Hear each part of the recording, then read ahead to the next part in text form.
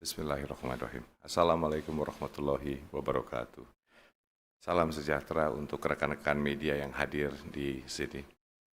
Alhamdulillah kami dari Komite Penyelenggara ASEAN BAC atau ASEAN Business Advisory Council telah selesai memberikan laporan kepada Bapak Presiden Joko Widodo mengenai berbagai aktivitas dalam ASEAN Business Week atau ASEAN Indonesia Summit Week 2023. Sejalan dengan penyelenggaraan daripada KTT ASEAN ke-43 yang dipimpin oleh Bapak Presiden. Kami juga telah menyampaikan dan menyerahkan dokumen ASEAN Business Roadmap Towards Epicentrum of Growth sebagai roadmap menuju ASEAN 2045. Pada hari ini kami juga dengan bangga mengumumkan rangkaian kegiatan daripada ASEAN BAC.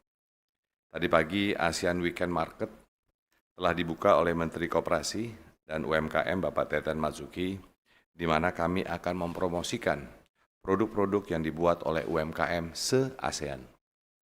Beberapa sideline forum bisnis akan dimulai besok pada tanggal 2 dan 3 September 2023, seperti ASEAN Women CEO Forum, ASEAN Climate Forum, ASEAN Future Generation Business Forum di Ritz-Carlton Pacific Place, Jakarta, dan ASEAN Investment Forum di Hotel Sultan and Residence, Jakarta.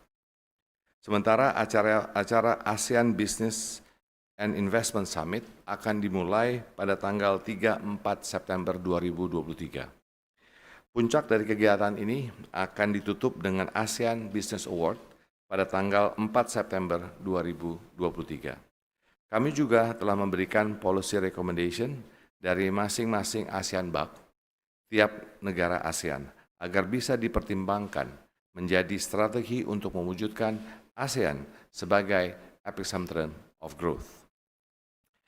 ASEAN BAC sangat antusias menjalankan rangkaian acara ini dan berharap bisa memperkuat antara sektor swasta dan pemerintah dalam upaya memajukan pertumbuhan ekonomi di ASEAN.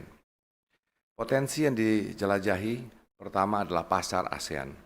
Seiring dengan perjalanan menuju kemajuan, sangat penting untuk kita memahami bahwa perjalanan menuju pembangunan harus bermula dalam wilayah kita sendiri ataupun pasar ASEAN. Prinsip ini ditegaskan oleh pertumbuhan yang tangguh dari ekonomi ASEAN yang melejit sebesar 5,7% pada tahun 2022. Dengan outlook positif terhadap pemulihan sektor jasa, diperkirakan laju perdagangan barang juga total mencapai pertumbuhan yang kuat sebesar 14,9%. Mencapai total sebesar 14,9% atau mencapai total nilai 3,8 miliar US dollar dan perdagangan intra-ASEAN melonjak 21,3% pada tahun 2022 berkontribusi pada 22,3% dari total perdagangan ASEAN. Lebih lanjut, aliran penanaman modal asing ataupun foreign direct investment ke wilayah ini mencapai 224 miliar US dollar pada tahun 2022, mencerminkan laju pertumbuhan sebesar 5,5%. Namun FDI intra-ASEAN menyumbang 12,3% dari total aliran FDI ASEAN. Lalu kekuatan intrinsik ASEAN terletak pada hubungan komplementer antara negara-negara anggotanya.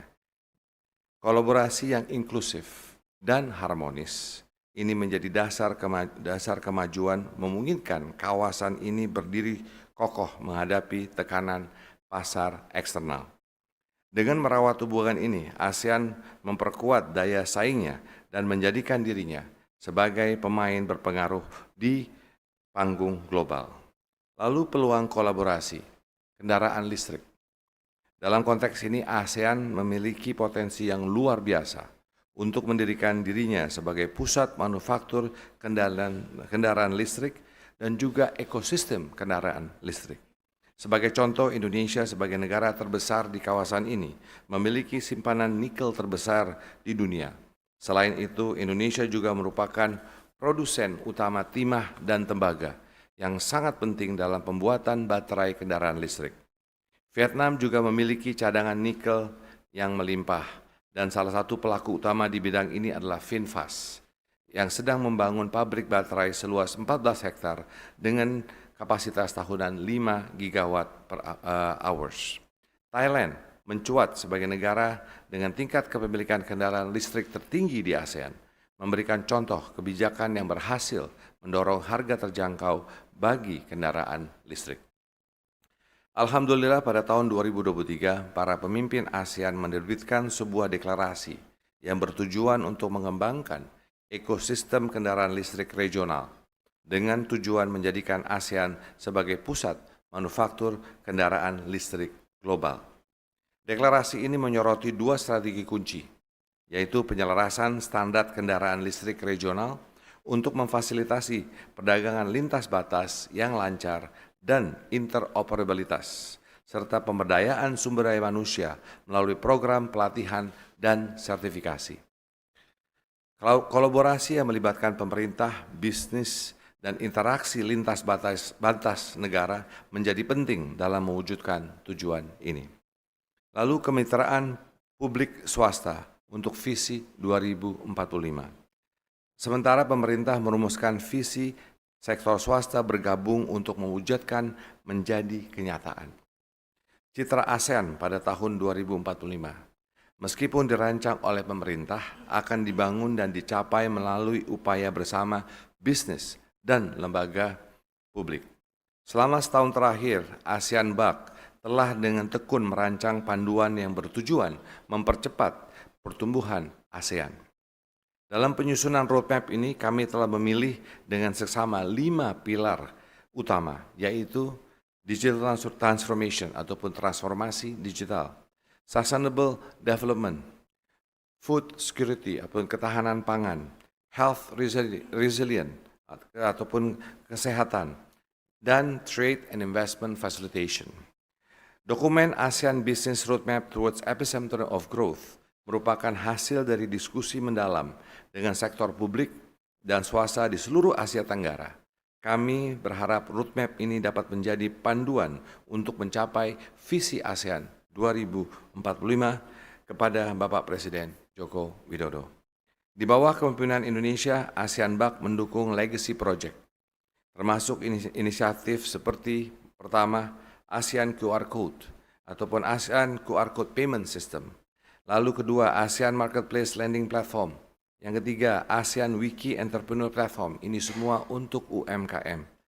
Lalu, ASEAN Net Zero Hub, ASEAN Carbon Center of Excellence. Yang keenam adalah ASEAN One Shot Campaign. Ketujuh, Inclusive Closed Loop Model for Agriculture Product. Dan yang kedelapan adalah ASEAN Business Entity.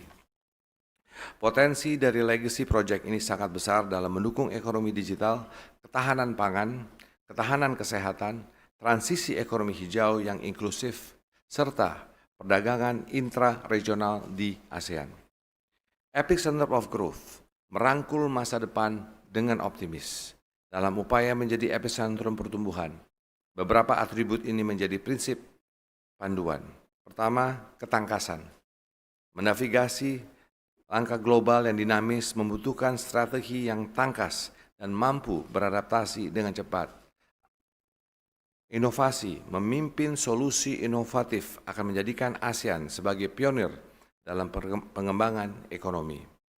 Inklusivitas, mendorong inklusivitas, memastikan bahwa perjalanan pertumbuhan bermanfaat bagi semua lapisan masyarakat, menghasilkan kemakmuran bersama. Seiring ASEAN Incorporated, ataupun yang kita bawa dari Indonesia Incorporated, yang terus berkembang setiap langkah dalam kisah ini mengalir dengan kolaborasi yang mendalam, inovasi yang berkelanjutan, dan semangat yang tidak pernah surut dalam meraih pertumbuhan. Namun, ini hanyalah suatu permulaan, dan usaha ini adalah panduan yang mendorong ASEAN untuk terus bergerak menuju visi menjadi epicentrum of growth dalam dunia yang dipenuhi oleh tantangan dan peluang. Dengan demikian, terima kasih atas perhatian rekan-rekan media, dan kami siap menjawab pertanyaan yang terkait atas ASEAN Buck Summit dan rangkaian acara yang telah kami gelar. Terima kasih. Wassalamualaikum warahmatullahi wabarakatuh.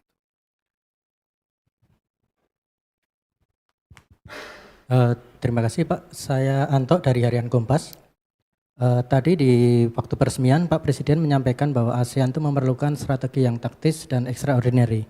Kami ingin tahu bagaimana dunia usaha menjabarkannya dan apakah roadmap tadi yang menuju ASEAN 2045 itu sudah mengartikulasikan apa yang disampaikan Presiden tadi. Terima kasih Pak. Terima kasih Pak.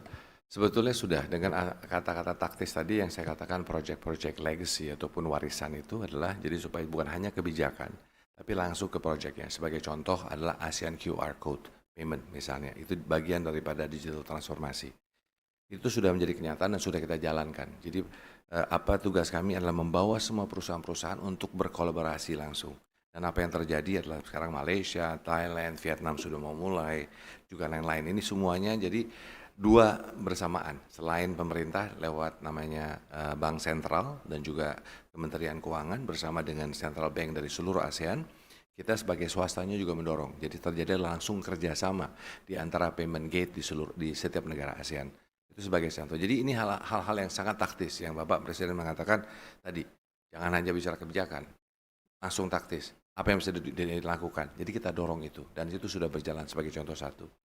Kedua, contohnya lagi adalah misalnya yang kita nama Wiki Entrepreneurs. Itu langsung kita membuat, sudah lakukan langsung berjalan, kita dorong supaya tadi UMKM di antara negara ASEAN bisa berkomunikasi. Jadi platform itu sudah mulai dijalankan. Jadi bukan hanya istilahnya bicara atau we just talk only, we do action. So itulah hal-hal yang namanya sebagai warisan legacy tadi. Kita langsung membuat, nanti pada minggu ini akan ada namanya ASEAN Alliance on Carbon. Sebagai contoh, itu adalah upaya di mana kita membuat namanya ASEAN Carbon Center of Excellence. Kenapa? Karena sebagai contoh, kekayaan aset daripada kehutanan, biodiversity, itu ada di Indonesia, ada di ASEAN. Nah sekarang selama ini kita sangat silent atau diam. Kita perlu mengatakan, oh ini aset kita harus mengatakan value-nya seperti demikian. Ini caranya begini, bukan hanya kita mendengarkan dari teman-teman yang lain di luar, tapi kita harus bisa mengatakan inilah the value. Dan di sini waktunya untuk kita meng-create namanya ASEAN Alliance, ini kita lakukan. Contoh lagi, sebagai salah satu upaya yang kita lakukan, misalnya intra-ASEAN investment, misalnya. Itu apa yang kita lakukan, kita akan membuat namanya Borneo Economic Roundtable Discussion pada minggu ini. Harapannya ini bisa menjadi awal daripada diskusi pertumbuhan ekonomi di Borneo, yaitu ada Kalimantannya, semua Kalimantan, lalu ada Sabah, ada Sarawak, dan juga ada Brunei. Nah, di mana epicenter of growth-nya itulah IKN. Nah, ini yang kita sedang lagi lakukan roundtable discussion. Harapannya bila ini terjadi suatu kepahaman, kita akan launching langsung di bulan November nanti yang namanya ASEAN Business Forum, fokus on namanya Borneo Economic Development, yang dimana keterlibatan langsung daripada pemerintah-pemerintah daerah di Kalimantan bersama Sabah dan Sarawak dan juga Brunei. Nah di sini juga bersama kami mendorong juga kadin-kadin daerah dan kadin dari Sabah Sarawak dan Brunei untuk bersatu. Jadi ini mendorong bagaimana supaya juga kita bisa memperlihatkan bagaimana intra-ASEAN investment bisa terjadi. Selain itu juga nantinya ada di Medan yang kita lakukan di bulan Oktober untuk mendorong antara Sumatera, Malaysia, dan Thailand di daerah situ. Terus nantinya juga kita lakukan di Sulawesi, di Manado, untuk ke Filipina, Mindanao, dan lain-lain. Nah ini supaya pergerakannya langsung digerakkan dan kita mengundang langsung pemainnya, langsung melakukan business matching. Jadi Mas Iris, apa yang Pak Presiden katakan tadi, itu yang kita lakukan. Taktis, lakukan.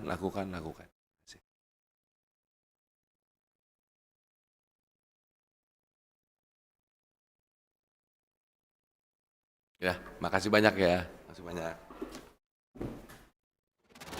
Sebagai negara besar harus berani melangkah, harus berani memiliki agenda besar untuk kemajuan negara kita, untuk kemajuan bangsa.